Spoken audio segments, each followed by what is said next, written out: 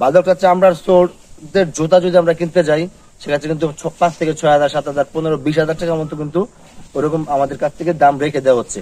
তো এই যে এত বড় একটা সিন্ডিকেট, চামড়া দিয়ে যদি আমরা লাভ নাই করতে পারি, এত বড় একটা সিন্ডিকেট তৈরি হচ্ছে যেখানে আমরা নিজেরা চামড়ার জিনিস তৈরি করা জিনিস যদি কিনতে গেলে ছোট পরিসরে যদি কম রেটে কিনতে না পারি, তো আমাদের চামড়ার দামটা কেন থাকবে না? আমার প্রশ্ন হয়ে জায়গায়।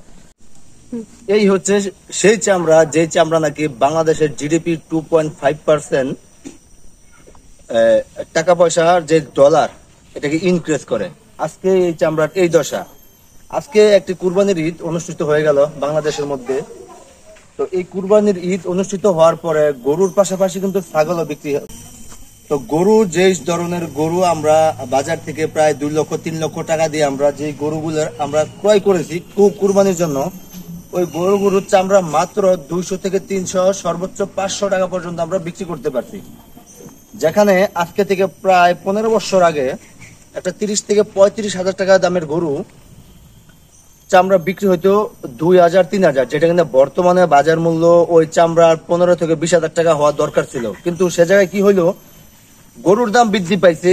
গরুর দাম 60 লাখ, 70 লাখ, 80 লাখ, 1 কোটি, 1.5 কোটি টাকা পর্যন্ত পৌঁছেছে। কিন্তু ওই 1.5 কোটি টাকা দামের গরুর চামড়া মাত্র 600 টাকা, 700 টাকা। আর এই যে ছাগলের চামড়া, মানে কি বেহাল দশা, এটা এভাবে রাইখা দিতে, এটা এভাবে নষ্ট হবে, এটা এটা মানে পুরাই বাদ। এটা তেমন কিছু না। এই একটা ছাগল কিনতে কিন্তু মিনিমাম 18 থেকে 20 হাজার টাকা লাগছে একটা মানুষের। তো এই 20 হাজার টাকা দামের যে একটা পশু, কুরবানির পশু, এটার যে একটা চামড়ার যে দাম, চামড়ার শিল্পের যে একটা ভবিষ্যৎ, আসলে এই যে এটা হচ্ছে তার ভবিষ্যৎ। তো যেখানে কিনা আমরা মার্কেটে গেলে যখন আমরা একটা চামড়ার জুতা কিংবা চামড়ার একটা বেল্ট যখন আমরা ক্রয় করতে যাই, তখন কিন্তু একটা বেল্টের দাম 1500 থেকে 2,000 টাকা রাখা হয়। বাদকটা চামড়ার সোরদের জুতা যদি আমরা কিনতে যাই, সেক্ষেত্রে কিন্তু 5 থেকে 6,000, 7,000, 15, 20,000 টাকার মতো কিন্তু ওরকম আমাদের কাছ থেকে দাম রেখে দেওয়া হচ্ছে। তো এই যে এত বড় একটা সিন্ডিকেট, চামড়া দিয়ে যদি আমরা লাভ নাই করতে পারি, এত বড় একটা সিন্ডিকেট তৈরি হচ্ছে যেখানে আমরা নিজেরা চামড়ার জিনিস তৈরি করা জিনিস যদি কিনতে গেলে ছোট পরিসরে যদি কম রেটে কিনতে না পারি, তো আমাদের চামড়ার দামটা কেন থাকবে না? আমার প্রশ্ন হয়ে জায়গায়।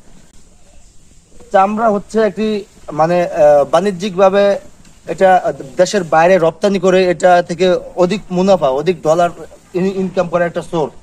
এই সোর্সটা আজকে থেকে আগে কিন্তু খুবই অ্যাক্টিভ ছিল, এখন এটা একবারে সিন্ডিকেটের কারণে এটা কিন্তু নষ্ট হয়ে গেছে। তো এই সিন্ডিকেটের কারণে জড়িত, অবশ্যই তাদেরকে বের করে এই যে এটার যে আগের যে পরিস্থিতি, এটাতে নিয়ে আসার জন্য কর্তৃপক্ষের কাছে আকুল আবেদন রইল। তো যারা যারা ভিডিওটি দেখতেছেন, প্রত্যেকে ভিডিওটি শেয়ার করে দিবেন, যাতে করে এই পরিবেশটা পুরো অল বাংলাদেশের মধ্যে থেকে যেন পরিবর্তনটা নিয়ে আসতে পারেন। ঠিক আছে? তো সবাই ভালো থাকেন, সুস্থ থাকেন। আসসালামু আলাইকুম।